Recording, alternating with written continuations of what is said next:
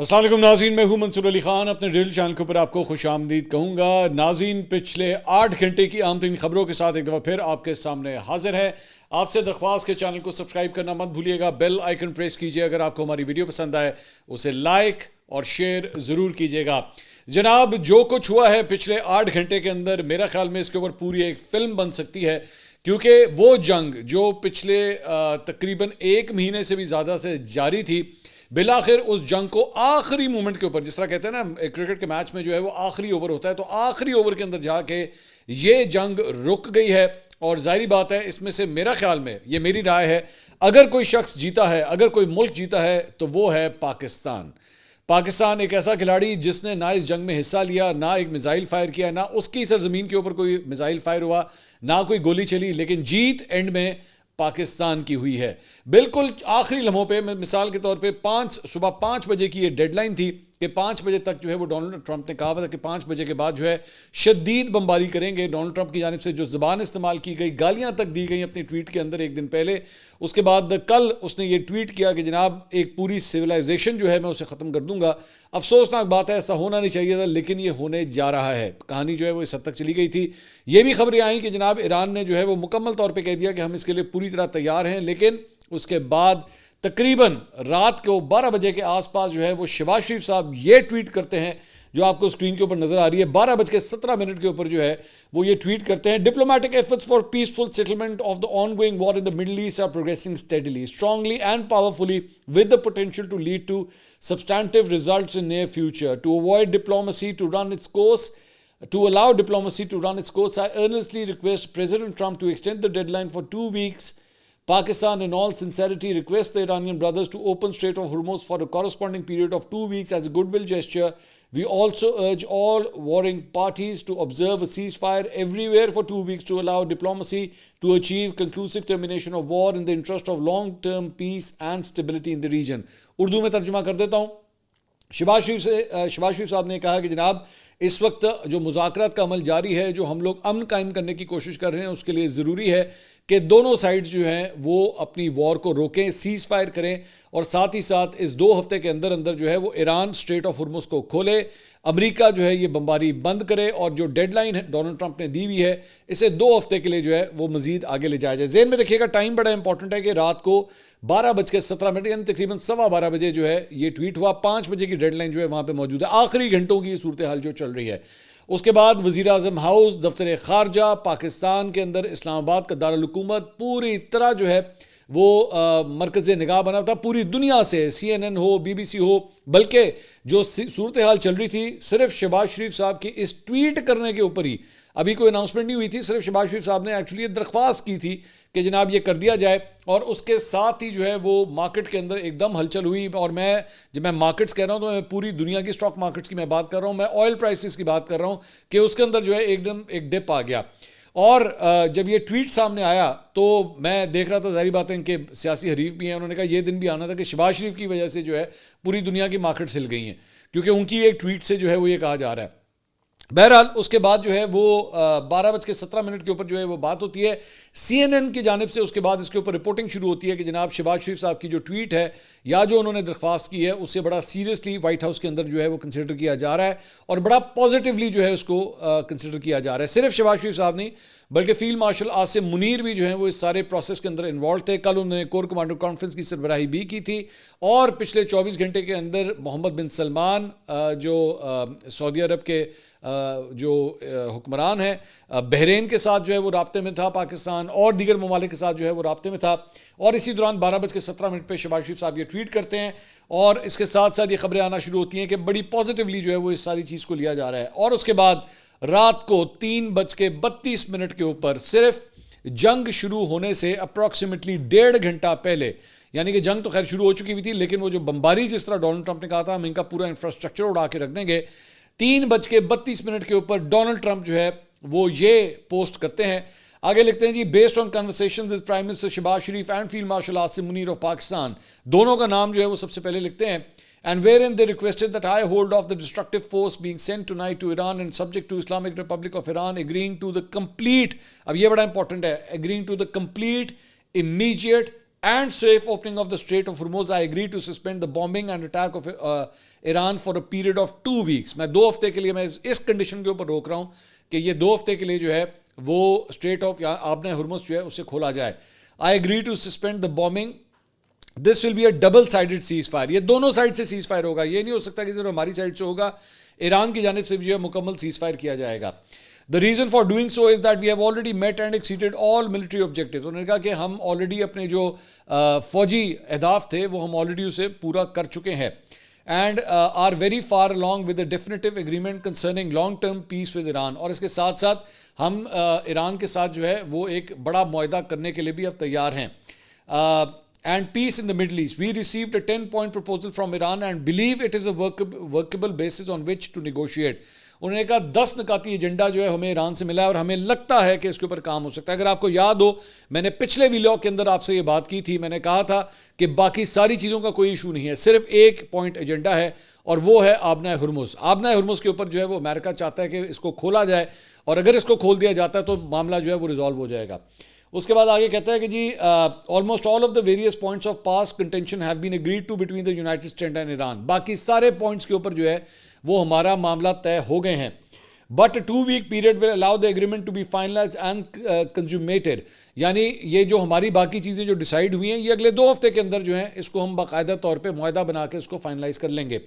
On behalf of the United States of America as President and also representing the countries of the Middle East, it is an honor to have this long-term problem close to resolution. Thank you for your attention to this matter, President Donald J. Trump. ये जनाब उसके बाद जो है वो उनकी जानिब से ट्वीट किया जाता है और ये सोशल मीडिया पे पोस्ट डाली जाती है और उसके फ़ौरन बाद जो है वो ये खबर आती है कि जनाब ईरान ने भी जो है वो बाकायदा तौर पे रिपोर्ट किया जाता है मुख्तलिफ चैनल्स की जानिब से कि ईरान ने भी जो है इस जंगबंदी के ऊपर जो है वो इत्मीनान का इजहार किया है और रजामंदी उन्होंने जाहिर कर दी है. और उसके साथ ही जो एक बड़ा इफेक्ट आता है जनाब वो ये है कि ऑयल प्राइसेस जो हैं वो यूं करके नीचे गिरती हैं. ये आपके सामने इसका चार्ट है कि कितनी तेज़ी से लिटरली पूरी एक स्लाइड होती है इन तमाम चीज़ों के अंदर. 3:30 बजे जब डोनाल्ड ट्रंप ये ट्वीट करते हैं तो उसके बाद एकदम जो है वो ऑयल स्लाइड होना शुरू होता है. $100 से भी नीचे जो है वो जा चुका है. ये वही ऑयल है जो $115, $116, $114 के आसपास जो है वो चला गया था और एकदम फिर जो है उसकी स्लाइड शुरू होती है. अब इस सारी चीज़ के अंदर you have to accept this thing कि शहबाज शरीफ साहब और फील्ड मार्शल आसिम मुनीर ने जिस तरह इस सारे मामले को संभाला, पूरी दुनिया के अंदर इन 2 अफराद के नाम जो हैं वो इस वक्त लिए जा रहे हैं कि एक इतनी बड़ी जंग जिसमें लाखों लोग जो है वो मारे जा सकते थे, लाखों की तादाद में लोग जो है वो मर सकते थे, वो इस जंग को रोकने के अंदर जो है वो कामयाबी मिली है prime minister of Pakistan Shehbaz Sharif साहब को और फील्ड मार्शल आसिम मुनीर को. और दूसरी बात ये, अभी मैं इंडिया वाली साइड पे आऊँगा, ज़ाहिर बात है उनको तो आप मुझे अभी बताना है कि वहाँ पे क्या आग लगी हुई है, वहाँ पे क्या मुसीबत चल रही है.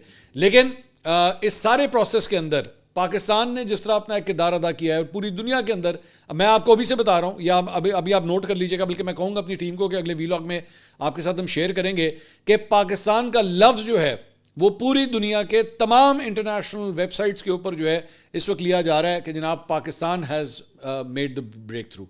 और अगर आपको याद हो यहाँ पे, अब मैं जानबूझ के मैं आपको ज़रा पिन पॉइंट करवाना चाहूँगा कि आप ज़रा अंदाज़ा करें कि पिछले 2-3 हफ्ते में इन बेशर्मों बेगैरतों के जाके वीलॉग ज़रूर देखिएगा लौंडे लपाड़ों के, कि जिसमें वो पाकिस्तान को डाउन प्ले करते रहे, जिसमें वो पाकिस्तान के बारे में बोलते रहे वह पाकिस्तान क्या है, पाकिस्तान की तो कोई वैल्यू ही नहीं है, पाकिस्तान है कौन, पाकिस्तान के कौन पूछता है पाकिस्तान को. और इस सारी चीज़ के दौरान, इस सारी जंग के दौरान एक फातह निकला है और वो है पाकिस्तान. अमेरिका का भी नुकसान हुआ, ईरान का भी नुकसान हुआ, दोनों साइड ने जो है वो अच्छी खासी मार खाई है, अच्छी खासी. लेकिन ईरान को आपको ये क्रेडिट देना पड़ेगा कि वो अपनी जगह पे खड़ा रहा. डोनाल्ड ट्रंप जो चाहता था वो नहीं हो सका, वो रिजीम चेंज चाहता था, रिजीम चेंज नहीं हो सकी. वो ईरान पे कब्जा करना चाहता था, वो नहीं हो सका. वो आबना हुर्मुज़ को जो है वो ईरान के चुंगल से निकालना चाह रहा था, वो नहीं हो सका. और अल्टीमेटली इस सारी चीज़ में अगर किसी का एक बाल भी बेका नहीं हुआ, एक भी मिसाइल फायर नहीं हुआ, एक भी गोली नहीं चली वो इस सारे खिते के अंदर, और वो मुल्क जिसने एक्चुअली ये ब्रेक थ्रू करवाया that is Pakistan. That is Pakistan, जिसको ये खुशखबरी जो है मिली है. ये पाकिस्तान के नसीब में जो है वो ये सारी चीज़ आई है. और हाँ, ये भी मानना पड़ेगा कि इस 1 महीने के अंदर पाकिस्तानियों ने भी बहुत सफ़र किया बढ़ती हुई तेल की कीमतों की वजह से और महंगाई की वजह से. अब आई होप कि ये सारी चीज़ें जो हैं ये इसी तरह ही आगे चलें. ये 2 हफ्ते का टाइम पीरियड जो है वो इसी तरह ही पुरसकून रहे, पुरअमन रहे. लेकिन इसके अंदर एक शरारती बच्चा मौजूद है. शरारती बच्चा तो नहीं कहना चाहिए, बेशर्म बच्चा कहना चाहिए, और वो है इजराइल। यहाँ पे इस पूरे मुआहदे के अंदर, इस सारी चीज़ के अंदर अभी ये नहीं पता कि क्या इजराइल भी जो है इस सीज़ फायर के अंदर बीच में इन्वॉल्व है या नहीं है। क्या वो भी इंसान का बच्चा बन के रहेगा? क्या वो भी अपनी बमबारी जो है ईरान के ऊपर बंद करेगा या नहीं करेगा? As I speak right now, जब से डोनाल्ड ट्रंप ने एक्चुअली ये ट्वीट किया है, फिलहाल किसी किस्म की कोई बमबारी जो है वो नहीं हो रही। अब जाहिर बात है, मुझे नहीं पता, मैं अगले वीलॉग तक फिर अगले 8 या 9 घंटे के बाद मैं दोबारा जब वीलॉग करूंगा तो फिर I will be able to actually share the details. लेकिन फिलहाल अभी तक किसी किस्म की कोई बमबारी नहीं हुई है। हर तरफ से जो है वो ये बताया गया है कि बमबारी जो है रोक दी गई है। इसके साथ साथ जब मैं ये वीडियो रिकॉर्ड कर रहा हूँ तो ये खबर भी सामने आ रही है कि मुश्तबा खमानाई ने भी जो है इसकी तस्दीक कर दी है कि हाँ जी, ये सीज़ फायर जो है वो अब काबिल अमल है और ये इस वक्त इसको इम्प्लीमेंट किया जा रहा है। इस सारी चीज़ के बाद मेरे जहन में तो अब ये सवाल भी आ रहा था कि भाई वहाँ पे डोनाल्ड ट्रंप के लिए तो हमने नोबेल इनाम के लिए उसको बड़ा नॉमिनेट कर दिया, और कौन सानू भी करे, मतलब हमारे लिए भी नॉमिनेशन करें ना। जंग तो हमने रुकवाई है, पहले तो उसने जंग रुकवाई थी तो नोबेल इनाम के लिए जो हमने उसको नॉमिनेट कर दिया। हमने तो प्रैक्टिकली जंग रुकवा के दिखाई है कि जनाब ये देखें। और वो जो उसने जंग रुकवाई थी उसमें तो दोनों साइड में से एक साइड मान रही थी, एक साइड नाम ही नहीं ले रही थी, आज तक नहीं लेती। भारत जो है वो अपनी इतनी जलन के अंदर है कि वो उसका नाम तक नहीं लेता कि हाँ जी डोनाल्ड ट्रंप ने करवाया। एक साइड तो मानती थी, हम मानते थे। यहाँ पे तो दोनों साइड्स मानती हैं। यहाँ पे ईरान भी मानता है, यहाँ पे अमेरिका भी मानता है कि हाँ जी इन्होंने जंग रुकवाई है। तो फिर नोबेल इनाम क्या पाकिस्तान को नहीं मिलना चाहिए? पाकिस्तान के हुक्मरानों को नहीं मिलना चाहिए क्या? दूसरी बात ये कि मैं वैसे ही अज़राए मजाक में ये बात किसी से मैं कर रहा था, मैंने कहा भाई शहबाज शरीफ साहब जो है ना वो तो हमेशा ही मुज़ाकरात की बात करते आए हैं, उनकी तो पूरी सियासत ही मुज़ाकरात के ऊपर रही है। लड़ाई तो उन्होंने ज़िंदगी में कभी नहीं की। आप उठा के देख लें, मतलब आप उनकी सियासत उठा के देख लें, उनके और उनके भाई के अंदर तो सबसे बड़ा फ़र्क ही ये कंसिडर किया जाता था कि जनाब नवाज शरीफ साहब की कोई ना कोई लड़ाई जो है वो अक्सर हो जाती है फ़ौज के साथ, और शहबाज शरीफ साहब हमेशा कहते हैं नहीं गल समझा करो, आराम नाम बैठ के गल करने, आराम नाम मसला हल हो जाएगा। वो इतने बड़े निगोशिएटर है शहबाज शरीफ कि उसने बैठ के अमेरिका तक को मना लिया, उसने ईरान तक को मना लिया, उसने जंग तक रुकवा दी। इससे बड़ा निगोशिएटर और कौन हो सकता है? तो वारे न्यारे हो गए जनाब। मुस्लिम लीग नून वाले जो हैं वो तो पुठियाँ छलांगा मार रहे हैं इस वक्त, और उनके तो खुशी का कोई ठिकाना ही नहीं है सारे मामले के अंदर। अगर मैं अब मिसाल के तौर पे ये पूरा 1 साल का पीरियड है। मई के महीने में पिछले साल इंडिया और पाकिस्तान की जंग होना, और अप्रैल के अंदर पाकिस्तान का एक और जंग को रुकवा देना। आप सिर्फ पाकिस्तान का स्टेचर देखेंगे वो कहाँ से कहाँ चला गया। लेकिन जाहिर बात है ये बड़ी पाकिस्तान की खुशनसीबी है कि पाकिस्तान के पाकिस्तान की नसीब में जो है वो ये इज़्ज़त आई है कि पूरी दुनिया इस वक्त जो है वो पाकिस्तान की रिस्पेक्ट कर रही है। और अल्लाह करे ये 2 हफ्ते के जो एक सेंसिटिव पीरियड है, ये बड़ा एक सेंसिटिव सीज़ फायर है। सीज़ फायर टूटते भी हैं, ये भी ज़हन में रखिएगा कि सीज़ फायर जो है वो माजी के अंदर अगर जंगों की सूरत हाल के ऊपर देखा जाए सीज़ फायर हुए हैं, लेकिन फिर उसके बाद सीज़ फायर टूटे भी हैं। इस सारी चीज़ के अंदर अब मैं ज़रा अपने पड़ोसियों की तरफ जाना चाहूँगा। भाईजान वहाँ पे तो इस वक्त सांप सूंघ चुका है, यकीन कीजिए कि सांप सूंघ चुका है। मैंने एक इंडियन की ट्वीट देखी, उसने यहाँ तक लिखा हुआ था, आप यकीन कीजिए, आप सिर्फ जहर देखें इनके अंदर कितना है। उसने यहाँ तक लिखा हुआ था कि मैं तो चाहता हूँ कि ये सीज़ फायर कभी ना हो, मेरी तरफ से करोड़ों लोग मर जाएं, मेरी तरफ से मिज़ाइलों के मिज़ाइल चलना शुरू हो जाएं, नीस्तो नाबूद हो जाए ईरान, मुझे कोई फ़र्क नहीं पड़ता, चाहे खलीजी ममालिक हों, इज़राइल हो, मेरी तरफ से भाड़ में जाएं, मर जाएं। लेकिन मैं इस बात के साथ ज़िंदा नहीं रह सकता कि अगर ये अमन हो गया तो इस अमन को इस्लामाबाद अकॉर्ड्स का नाम दिया जाएगा। मैं सारी ज़िंदगी ये किस तरह बर्दाश्त करूँगा कि ये पुरअमन मुआहदा जो है ये इस्लामाबाद अकॉर्ड्स है। ये वही इस्लामाबाद अकॉर्ड्स हैं जो फील्ड मार्शल आसिम मुनीर ने एक्चुअली रिकमेंड किए थे। तो वो कहता है मैं तो मर जाऊंगा, मैं क्या करूंगा, मैं जिंदा किस तरह रहूंगा? क्योंकि ये तो वो मुल्क है जिसका झंडा हमसे बर्दाश्त नहीं होता, जिसके खिलाड़ियों से हम हाथ नहीं मिलाना चाहते। आज ये सूरत हाल है कि पूरी दुनिया पाकिस्तान के साथ हाथ मिलाना चाहती है। तुम नहीं मिलाते, भाड़ में जाओ, तुम मरो जाके, हमारी तरफ से हमें कोई फर्क नहीं पड़ता। तुम कहते हो हम तुम्हारे हाथ से ट्रॉफी नहीं लेंगे। आज पूरी दुनिया पाकिस्तान को ना अमन की ट्रॉफी हाथ में पकड़ा रही है कि ये तुम्हारी जीत है, ये तुमने ये जंग रोकी है, करोड़ों लोगों की जिंदगियां तुमने बचाई हैं। रखो अपनी ये नफरत अपने पास, रखो अपना ये बुग़्ज़ अपने पास, अपनी ये जलती हुई आग, अपनी जलती हुई चिता के अंदर जो है तुम लोग मरो सारे जाके। बेशक इंडियन एंकर्स के जाके, मैं काश आप लोगों को इंडियन चैनल्स की फुटेजेस में दिखा सकता हूं, कि क्लिप्स दिखा सकता हूं, कॉपीराइट की वजह से मैं दिखा नहीं सकता। आप उनकी ज़रा कवरेज जाके देखें कि ये वही लोग जो आज से 1 साल पहले फील्ड मार्शल आसिम मुनीर के बारे में, शहबाज शरीफ साहब के बारे में, पाकिस्तान के बारे में जो मुग़ल्लज़ात बक रहे थे, अब उनका मुंह नहीं खुल रहे, उनके हम कहेंगे किस तरह एक्सेप्ट करें कि हाँ ये पाकिस्तान ने रोल अदा किया। एक ये है, एक ये वाली कौम है, और उसके बाद एक वो लौंडे लपाड़ों की कौम है, वो ख़ास तौर पे जो अमेरिका और इधर दीगर ममालिक के अंदर बैठी हुई है। उनको समझ नहीं आ रही है उन्होंने उसे संभाली है किस तरह, क्योंकि हमने तो फील्ड मार्शल आसिम मुनीर के ख़िलाफ़ पूरा एक महाज खड़ा किया, हमने पता नहीं कौन कौन से अलकाबात बोले उनको, तो आपको याद है ना ट्वीट्स के ज़रिए किन किन नामों से पुकारा गया। तो यहाँ पे तो कहानी बदल गई। और वही डोनाल्ड ट्रंप जिसके कैंपेनिंग के लिए हमने दिन रात एक कर दिए, हमने जाके जगह जगह अपनी टकरें मारी जाके कि अन्नू वोट दो, ऐ जाएगा जाके अडयाला जेल का दरवाज़ा खुलेगा, ऐ किसी उस पास ही निकल गया। पहले ये जब इसका इलेक्शन हुआ था तो तब ये लोग कहते थे कि जनाब देखना एक ट्वीट आनी है, डोनाल्ड ट्रंप की एक ट्वीट आनी है, आ गई ये ट्वीट, और ट्वीट की पहली लाइन शहबाज शरीफ का तो आसिम मुनीर का नाम लिखा है। की करना है हूँ, मतलब ये तो होगी बात। अब इसको आगे किस तरह लेके चलना है? तो इसीलिए कहते हैं कि ये सियासत जो होता है ना, ये इसका कुछ नहीं पता होता ये कब पलट जाए, इसका कुछ नहीं पता। बंदा प्लान कुछ करता है, इंज करेंगे। यहाँ पे मैं पाकिस्तान तहरीक इंसाफ के पुराने वो लोगों के जो है वो मैं बयानात निकाल के दिखाऊं, आ गया डोनाल्ड ट्रंप, अब आप देखिएगा एक फ़ोन आना है और इंज करके जो है वो अडयाला जेल का दरवाज़ा खुल जाना है। सो बिल्कुल कहानी चेंज हो गई है, बिल्कुल ऑपोजिट हो गई है। उधर साथ वालों के अंदर भी जो है वहाँ पे वो इस तरह लग रहा है जैसे कोई मर गया, वहाँ पे लिटरली वहाँ पे इस तरह लग रहा है कोई मर गया।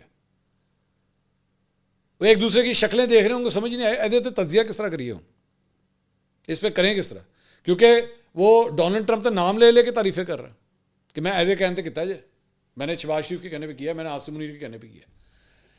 तो मैं दोबारा यही बात करूँगा, ठीक है फील्ड मार्शल आसिम मुनीर हैं और शहबाज शरीफ साहब हैं, they are the leaders obviously military and political leaders of this country, लेकिन end of the day it is Pakistan, it is Pakistan. आपकी सियासी सोच कोई भी हो, आपके नज़रियात कोई भी हो, लेकिन एक्सेप्ट कीजिए इस बात को, मानिए इस बात को कि ये पाकिस्तान के हक़ में एक बहुत बड़ी डेवलपमेंट है। और साथ ही साथ ईरान के साथ हमने जो रोल अदा किया है, अपने पड़ोसी मुल्क के साथ जो रोल अदा किया है, मैं उम्मीद करता हूँ कि जो इज़्ज़त और नेक नामी पाकिस्तान ने इस पिछले 8 घंटे में कमाई है, इसकी ट्रांसलेशन जो है वो पाकिस्तानी अवाम के लिए भी सामने आनी चाहिए, चाहे वो पेट्रोल की कम कीमतों की शक्ल में हो, चाहे उनके माशी हालात बेहतर करने की शक्ल में हो, पाकिस्तान के लिए जो इस वक्त माशी तौर पे मुश्किलात हैं उसको ख़त्म करने के हवाले से हो। पाकिस्तान कभी भी जंग का ख़्वाह नहीं था, इंडिया के हवाले से भी जंग हमारे पे मुसल्लत की गई थी, पाकिस्तान ने अपना दिफा किया, पाकिस्तान ने अपना जवाब दिया। यहाँ पे भी जो है पाकिस्तान ने रिस्ट्रेंट दिखाया और कोशिश की, हर मुमकिन कोशिश की, कई घंटों के मुज़ाकरात होते रहे, कई दिनों तक ये सिलसिला चलता रहा कि नहीं इस जंग को आगे नहीं बढ़ने देना, रोकना है, हर सूरत रोकना है। दोनों साइडें बिल्कुल नहीं मान रही थी। आपने बयानात देखे हैं, मैंने आपके साथ, मैं इस जंग की कवरेज करता रहा, मैंने आपके साथ सब कुछ शेयर करता रहा। दोनों साइड जो हैं वो किस किस्म के एक दूसरे को धमकियाँ दे रहे थे, हम नहीं छोड़ेंगे, तुम्हारी नस्लें याद रखेंगी, नीस्तो नाबूद करके रख देंगे, पत्थर के दौर में ले जाएंगे। ये सारी बातें होती रही हैं पिछले चंद दिनों के अंदर, लेकिन इसके अलावा पाकिस्तान ने फिर भी जो है वो खड़े होकर इस सारी चीज़ को जो है वो बड़े तहम्मुल के साथ इसको रिजॉल्व करवाया। आई कुड नेवर इमेजिन कि पाकिस्तान को कभी इतनी इज्जत मिलेगी। It's a proud day to be a Pakistani. हम लोग अक्सर औकात पाकिस्तान के बारे में बहुत ये कहते हैं कि जनाब हरे पासपोर्ट की क्या इज्जत है, हम ये लफ्ज़ बहुत दफ़ा इस्तेमाल करते हैं। आज आपको पता लगेगा कि हरे पासपोर्ट की क्या इज्जत है। अब जब आप हर एयरपोर्ट के हर इमिग्रेशन पे जब भी कभी जाएंगे ना और कहेंगे आई एम फ्रॉम पाकिस्तान, तो इमिग्रेशन ऑफिसर याद रखेगा you are from a country जिसने जंग रोकी थी। सो खुश होने का टाइम है और दुआ करने का टाइम है कि अमन बरकरार रहा है, करोड़ों जिंदगियां जो है वो बच गई हैं। यहाँ पे इस तरह की बातें भी हो रही थी जनाब थर्ड वर्ल्ड वॉर शुरू हो जाएगी, चाइना और रशिया भी जो है वो अपनी फ़ौजें ले आएगा, एटम बम चल जाएगा, एटम बम चल गया तो क्या होगा, पाकिस्तान भी इस जंग में आ गया तो क्या होगा, पाकिस्तान ने भी ईरान पे हमला कर दिया तो ईरान भी आगे से हमला करेगा, फिर क्या होगा। बहुत तरह की बातें हुई, बहुत कुछ सुना, लेकिन रियलिटी यही है कि and of the day Pakistan ने अमन कायम करने में कामयाबी हासिल की। बहुत मुबारक हो आपको, बहुत मुबारक हो। It's a great day to be a Pakistani. अगली वीडियो में आपसे दोबारा मुलाकात होगी। अल्लाह हाफ़िज़।